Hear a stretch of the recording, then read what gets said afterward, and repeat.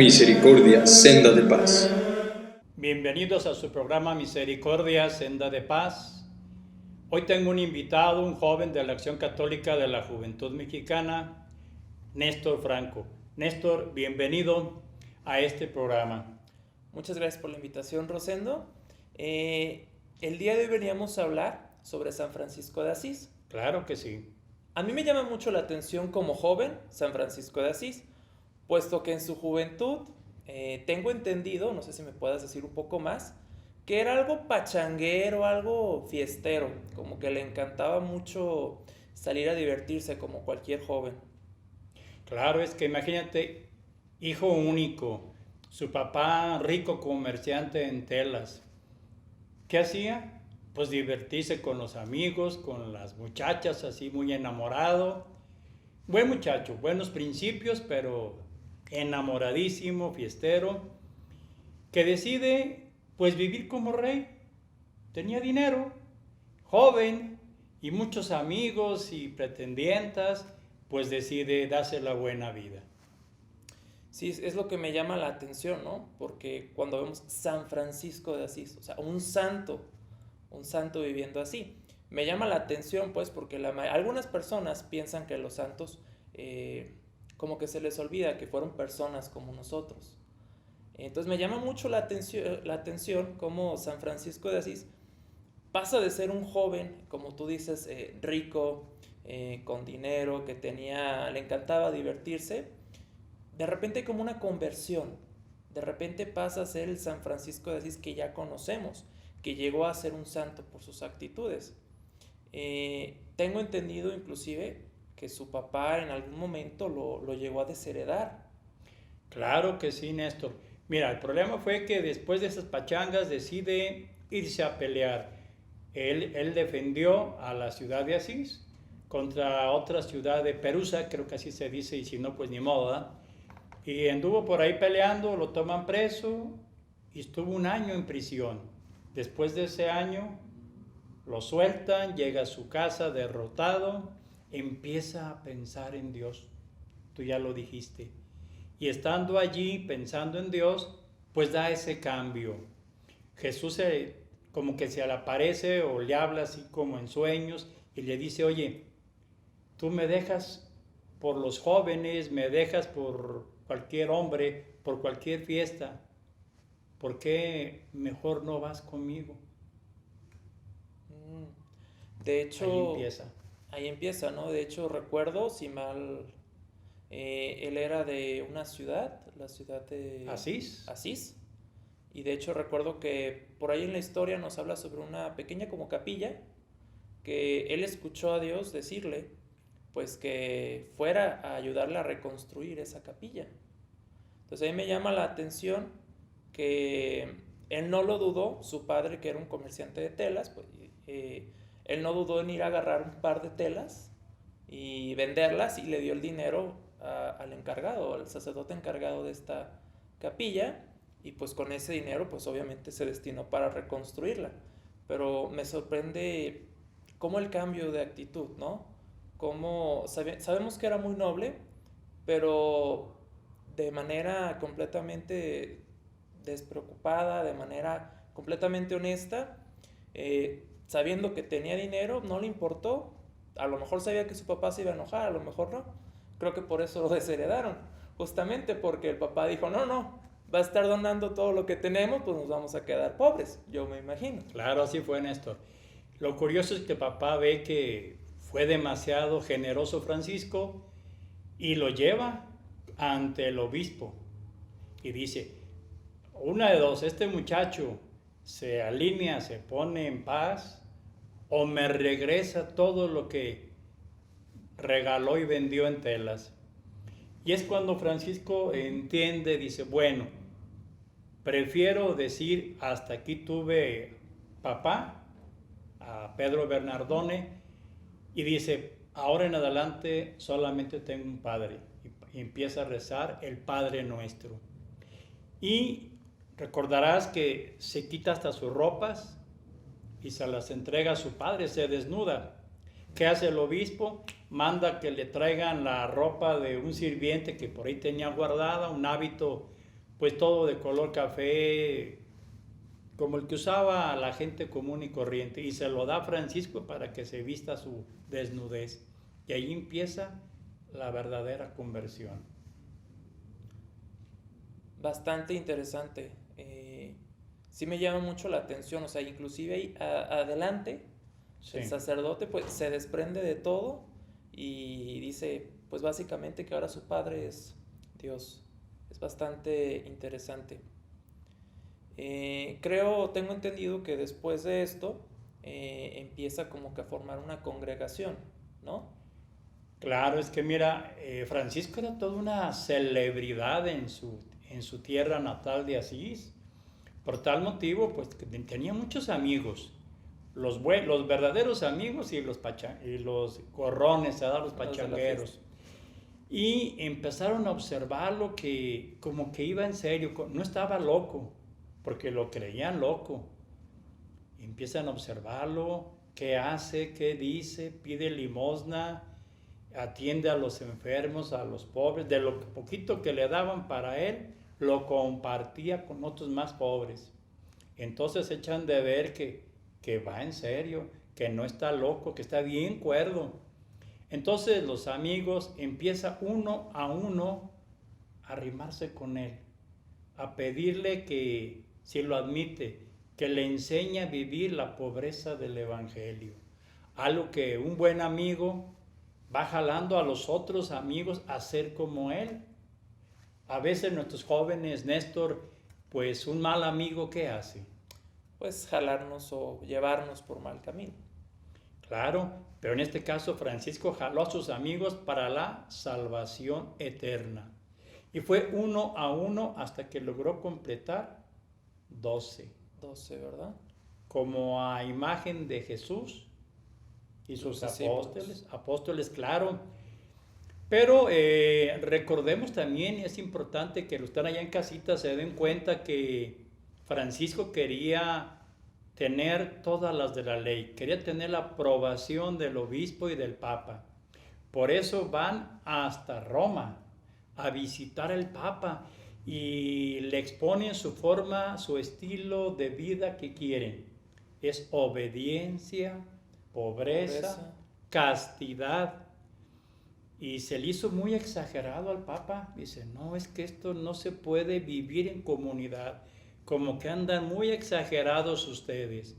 Mejor piénsele con calma, mejoren esas reglas. Obviamente a Francisco pues se regresa un poco tristón, pero luego enseguida sucede un sueño, no sé si te acuerdes. El Papa ve algo, ve que la iglesia se está derrumbando y echa de ver como que alguien está deteniendo a la columna de la iglesia, una de las columnas, y ve que es un hombre andrajoso, pobre, y que reconoce en ese rostro a Francisco. Y es cuando cambia el Papa, dice, no, háblenle a Francisco, díganle que quiero verlo. Dice, ¿sabes qué? Sí estoy de acuerdo, vivan como tú quieres, les doy mi aprobación. Yo recuerdo, por ejemplo, me imagino el Papa, creo que era Inocencio III, así espero es, no equivocarme. Yo recuerdo que en ese periodo, pues estábamos todavía saliendo de la era medieval, por ahí del siglo XII.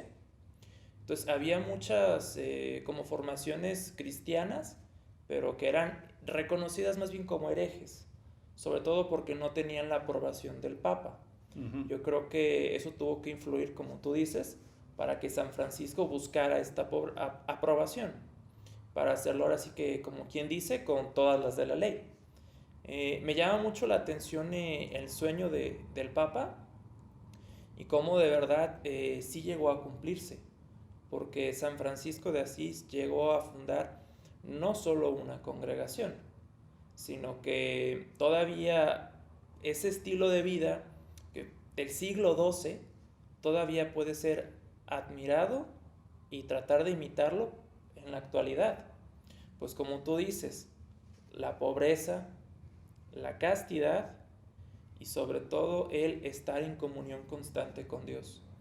También sé, por ejemplo, que él era un verdadero, bueno, adoraba mucho la naturaleza.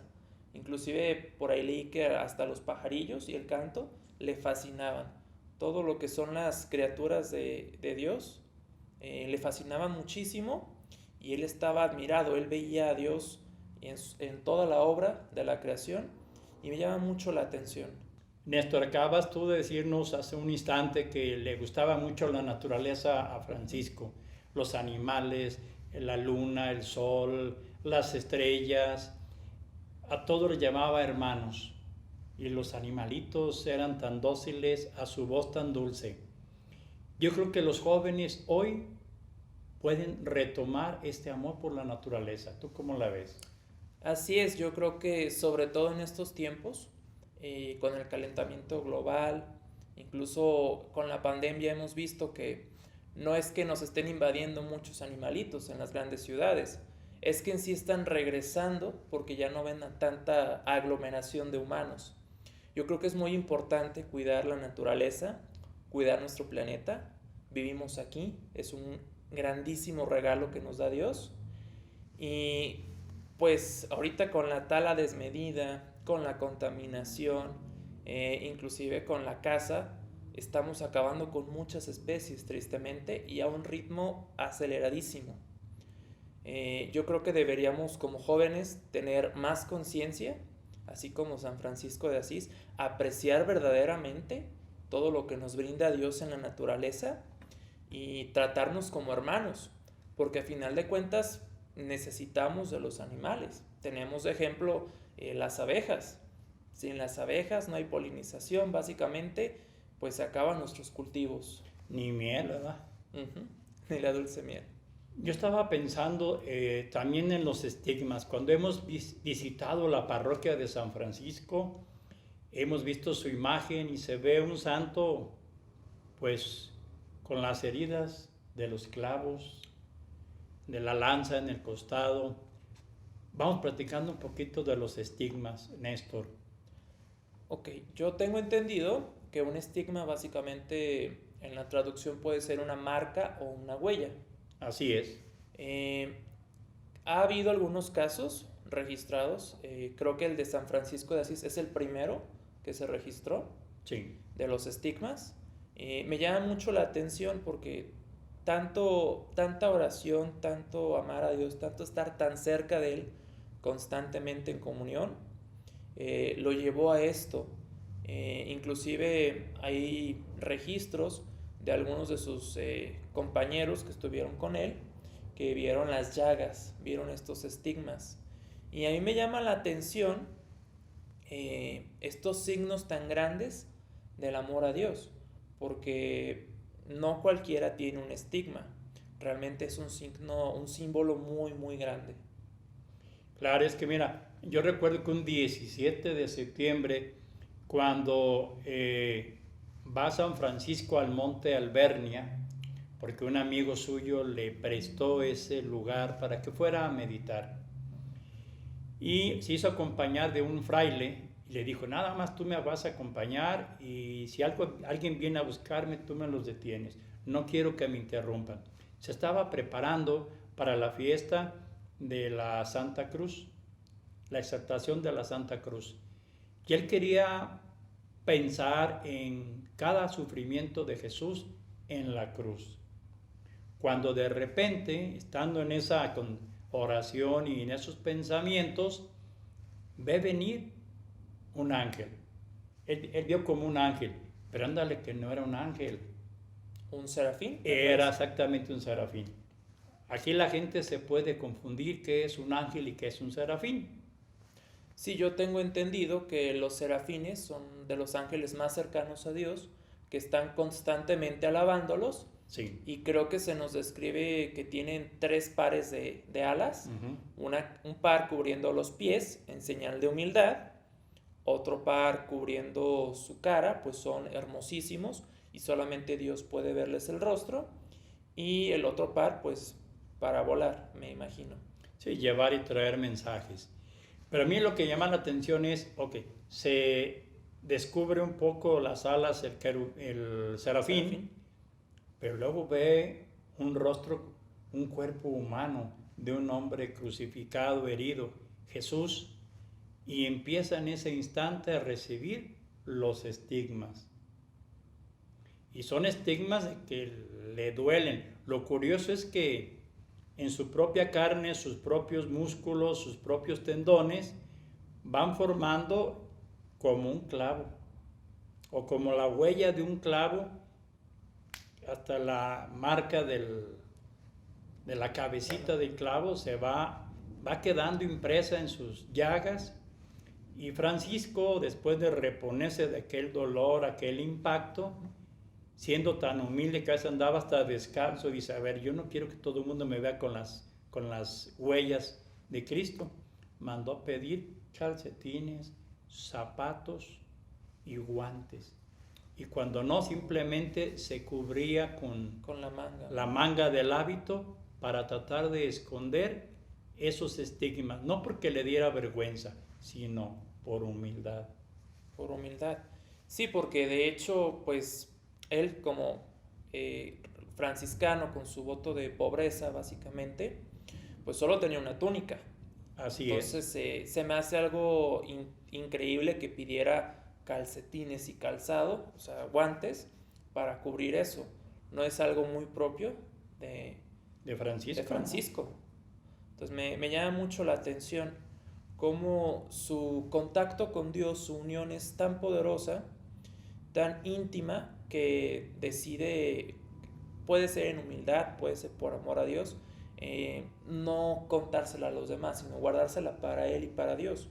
Es algo bastante interesante que me llama mucho la atención, sobre todo porque creo que los jóvenes pues tenemos que tener ese contacto con Dios, tenemos que apropiarnos, tenemos que demostrar un verdadero amor hacia Él, y más en estos tiempos donde a veces algunos jóvenes nos dejamos en ocasiones llevar más por algunos placeres, algunos lujos, y sin querer a veces nos podemos alejar un poquito del camino de Dios. A mí me llama mucho la atención ya la muerte. Pero antes de la muerte, él se fue preparando porque empezó a presentir de que Dios ya lo llamaba. Ya estaba ciego, bueno, casi ciego. Debemos recordar, Néstor, de que él quiso también ir a predicar a África. Y fue ante el sultán de Egipto y le pide permiso para predicar, y cosa rara, el sultán le da permiso y empieza su trabajo apostólico por querer convertir a aquella gente que es de otra religión. Lo curioso es que le respetaron la vida y le propone un trato, San Francisco, al sultán. A ver, a todos tus sacerdotes diles que hagamos la prueba del fuego, a ver quién tiene la razón. Dice, mira, pon aquí mucha lumbre y vamos a pasar, y el que pase por este lugar de fuego y no le pasa nada es que está diciendo la verdad, pero si no, va a morir quemado por sus mentiras. Y nadie quería, dijo, es más, si quieres yo soy el primero que me aviento a la prueba. Pero no hubo necesidad porque ninguno de los contrincantes se atrevió. ¿Por qué? Porque ya sabían de que no era cierto todo lo que estaban diciendo. Me llama mucho la atención. También, por ejemplo, creo, por ahí leí que se estaba quedando ciego justamente por eso, porque fue a predicar y en esos lugares pues fue donde se dañó la vista, sobre todo por el sol tan fuerte. Bueno, ¿y cómo murió San Francisco de Asís? Murió muy, muy humildemente. Pidió que lo acostaran en el piso, desnudado, pues le pusieron algo encima, una pequeña sabanita, y pidió que le leyeran todo el Evangelio de la Pasión de Cristo, escrito por San Juan. Al terminar esto, pide que le canten el cántico del hermano Sol.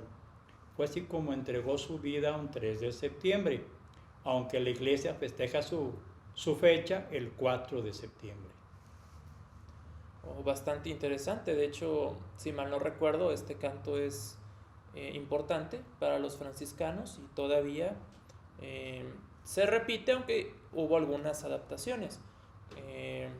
San Francisco de Asís era muy bueno para el canto, entonces ese canto como que es un poco emblemático para la orden franciscana.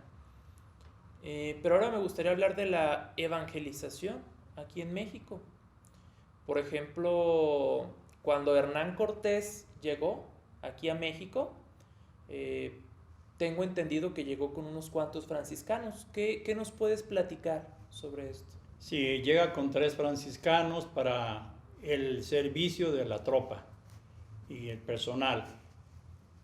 Pero por ahí también algunos indígenas quieren que los bauticen. Me llama mucho a mí la atención la carta al rey Carlos V, rey de España, donde le pide más apoyo para evangelizar. Recordemos que venían de la conquista los españoles de toda su tierra, España, habían expulsado a los moros y se sentían los paladines de la iglesia.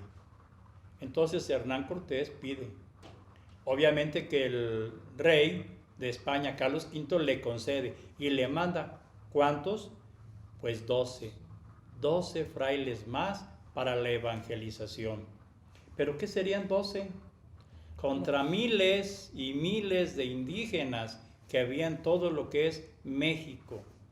Sí, definitivamente pues no se daban abasto, eran muy pocos. Pero por ahí recuerdo cuando sucedió el milagro con la Virgen de Guadalupe y con Juan Diego. De ahí creo que en lugar de los franciscanos ir tras los indígenas, ya era al revés, invirtieron los papeles. Ahora los indígenas iban a que los bautizaran. Ellos buscaban ahora, los indígenas buscaban a los franciscanos. Sí, es que realmente sin el milagro guadalupano, la conquista espiritual y la conquista militar se hubieran venido abajo. Pero fueron 12, pero 12 frailes tan especiales, tan fuertes como los 12 apóstoles.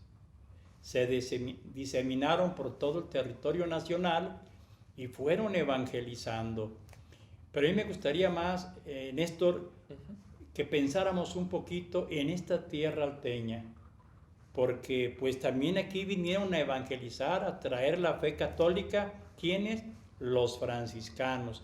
Por allí hubo 2 que venían de cerca de Guadalajara, tenían ahí un convento a las orillas de Guadalajara y desde allí venían a evangelizar descalzos estos 2 frailes. Uno de ellos, si mal no recuerdo, era Fray Juan de Vadillo. Sí, así es. A mí me llama mucho la atención porque incluso en el diseño aquí de Tepa, si nos fijamos en el centro, sí. Tenemos 2 plazas y tenemos edificios. Tenemos el templo y tenemos lo que son los edificios tipo del ayuntamiento, el mercado también. Entonces se forma una figura parecida a una cruz. Yo tengo entendido que ese es un estilo que tenían los franciscanos, que ellos trajeron eso y todavía podemos ver algunas ciudades, como en el caso de Tepatitlán, que si nos fijamos en una vista aérea, las calles y estos edificios más importantes forman precisamente una cruz y es algo que nos trajeron los franciscanos. Me llama mucho la atención porque, pues, para empezar, 12 franciscanos para todo México es increíble, son muy pocos. Como tú dices, tuvieron que haber hecho una tarea titánica. Y luego Fray Juan de Vadillo y su compañero, que desde Guadalajara se venían hasta acá. Sí, Fray Antonio de Segovia. De hecho, él se supone que Fray Antonio de Segovia trajo la imagen de nuestra imagen de la Virgen, decimos nosotros la Inmaculada Concepción. Él la trajo. Todavía con el nombre de Inmaculada no estaba todavía aceptado por la iglesia como un dogma, como que se adelantaron tiempecito antes. Y qué bueno que así lo hicieron, porque Nuestra Señora de Tepatitlán la queremos mucho. Pero luego también trajeron a la imagen de Nuestra Señora de San Juan. Fíjate cómo fueron en cada pueblo llevando la evangelización. Pequeñas imágenes hechas por los indígenas de Michoacán. pero bajo la dirección espiritual de los franciscanos. Sí, es curioso que lo mencionas. De hecho, por eso la Virgen de San Juan y la Virgen que tenemos aquí en Tepatitlán, pues por eso son tan parecidas. Igual que la de Zapopan, la de Tapalpa. Tapalpa. Más o menos son el mismo artesano, el mismo taller de artesanos. Pero pues vale la pena porque esa espiritualidad no ha venido a menos. Se ha mantenido y muchas veces ha crecido la espiritualidad. Aunque aquí en Tepa, pues fue un poquito menos la imagen de la Virgen por el hallazgo de la imagen del Señor de la Misericordia. Ahí se cambiaron los papeles.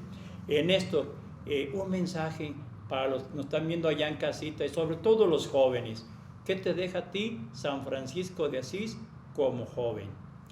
Bueno, a mí como joven, San Francisco de Asís me deja una exhortación muy fuerte a dejar de lado un poquito, no necesariamente todo, pero sí dejar de lado un poquito esos lujos y esa vida de fiesta y de solamente diversión para recordar a Dios nuestro Creador y para estar en constante comunión con Él.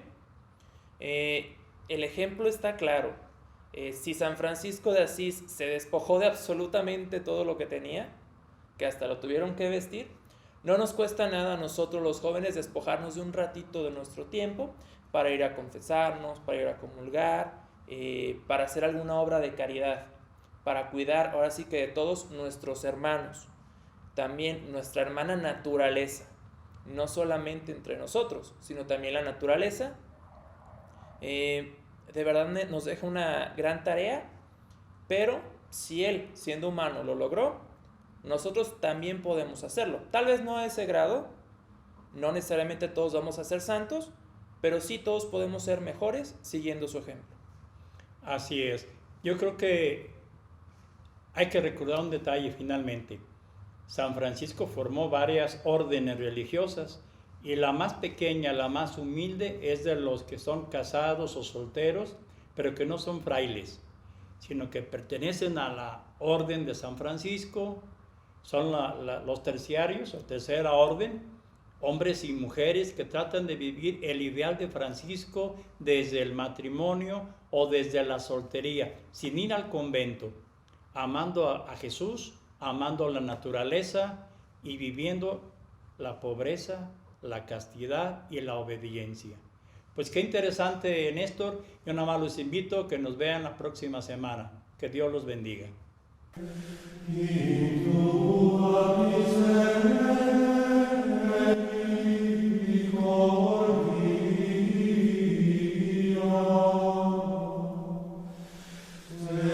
Misericordia, senda de paz.